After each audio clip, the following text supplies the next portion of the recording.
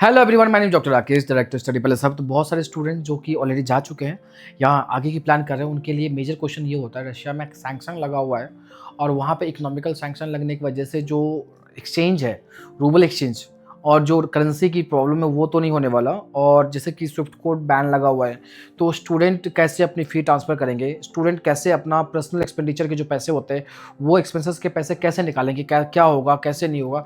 ये एक stressful question है स्टूडेंट्स के लिए भी, पेरेंट्स के लिए भी और सबके लिए। तो गाइस मैं आपको ना आज on behalf of study plus सब आपको मैं इसको सिंप्लीफाई करता हूँ कि ये प्रोसेस कैसे चलता है और अभी कैसे हो रहा है। तो मैं आपको इनिशियली बता देता हूँ पहले क्या होता था।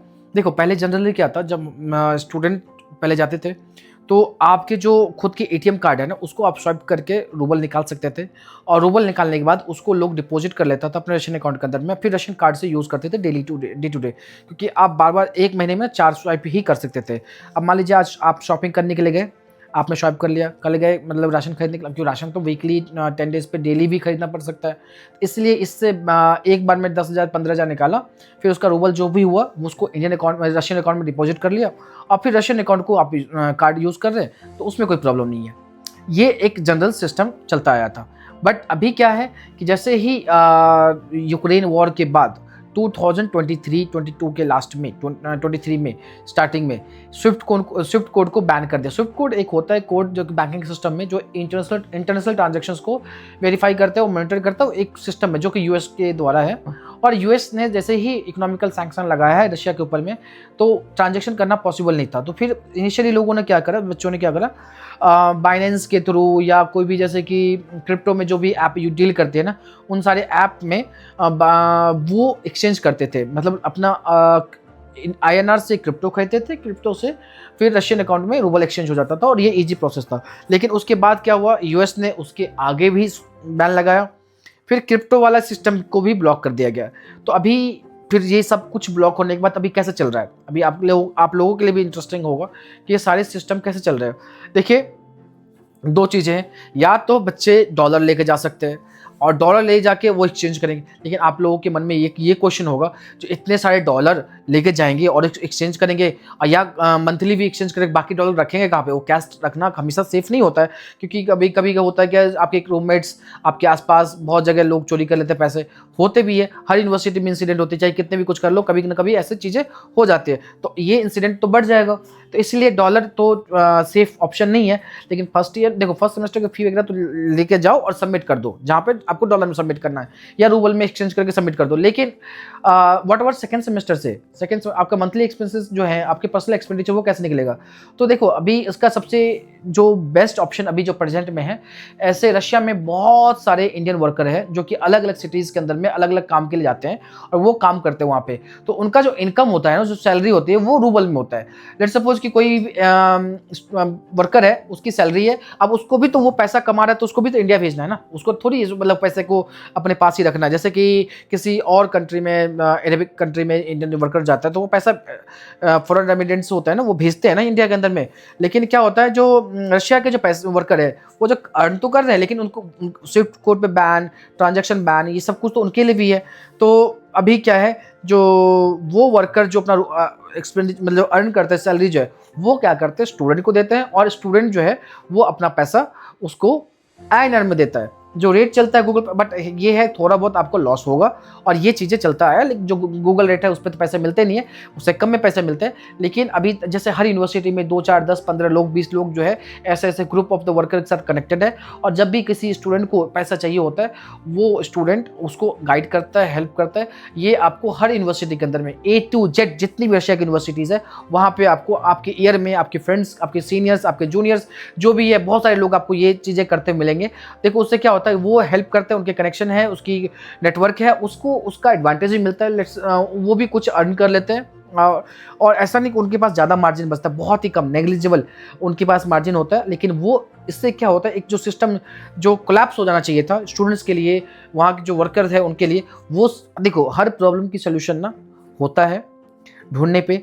जब सिचुएशंस आते हैं ना, तो लोग ऑल्टरनेट ऑप्शंस ढूंढते हैं। देखो, वर्कर का सैलरी पहले भी था, लेकिन ये चीज़ें लोगों ने कभी करा नहीं, क्योंकि बैंकिंग सिस्टम नॉर्मल था, लोग ट्रांसफर कर देते इधर उधर।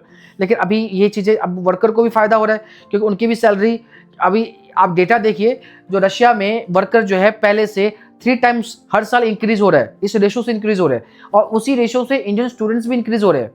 और सबसे गोल्डन मतलब इंटरेस्टिंग बात बताऊं, रशियन गवर्नमेंट जो है वो नेक्स्ट ईयर 2025 से जो टूरिस्ट वीज़ा है वो बिल्कुल फ्री करने वाला है, और विदाउट टूरिस्ट वीज़ा लोग आ सकते हैं।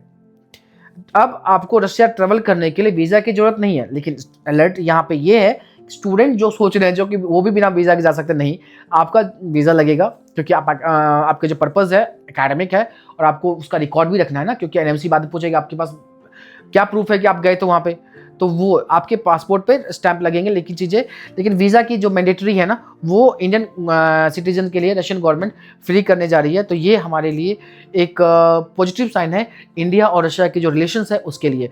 ये हमारे लिए बहुत ही हम प्रोग्रेसिव डिसीजन है रशियन गवर्नमेंट का इंडियंस के लिए। तो ये जो मैं आपको स्टार्टिंग से बताता हूँ, Russia is safe for Indians, Russia बहुत ही ज़्यादा वेलकमिंग है, बहुत ज़्यादा सपोर्टिव है इंडियंस के लिए। उसका एक और जीता जागता एग्जाम्पल यही है।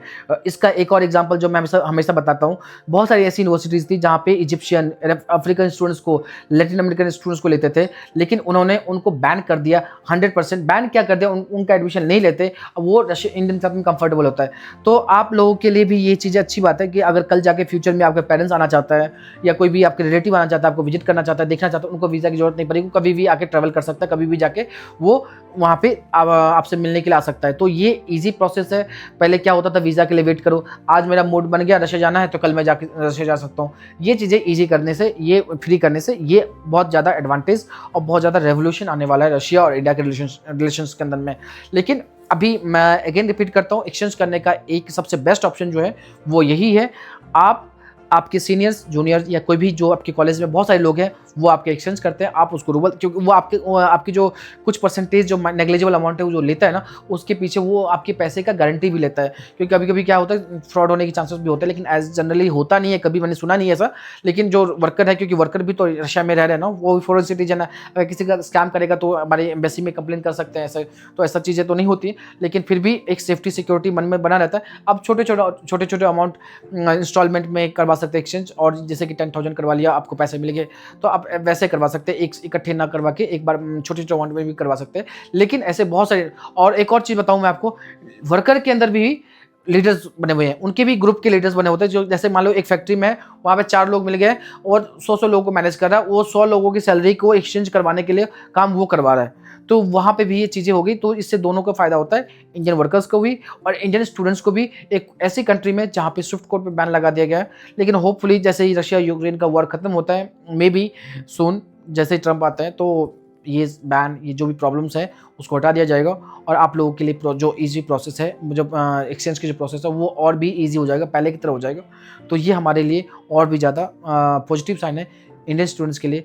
आप रशिया को पॉजिटिव वे में ले सकते हैं, और आपके जो फ्यूचर है, आपकी सेफ्टी, आपकी जो है, जो भी डॉक्टर बनने का सपना है ना, वो सबसे बेस्ट ऑप्शन वहाँ आपके लिए रशिया ही है। Thank you so much guys. अगर आपको कुछ भी जानना है regarding exchange, college fee payment या कुछ और, तो आप कमेंट सेक्शन में पूछ सकते हैं, मैं आपको बता सकता हूँ। और एक और चीज़, अगर आपको किसी कॉलेज की फ़ीस स्ट्रक्चर या कोई भी कॉलेज की जो नई फ़ीस स्ट्रक्चर क्या अपडेट होने वाला है, हॉस्टल फ़ी क्या है, वहाँ पे मेस है या नहीं है, कैंपस कैसा है, अगर आपको कुछ भी जानना है तो आप कमेंट सेक्शन में पूछ सकते हैं। I will try to answer all your questions. Thank you so much.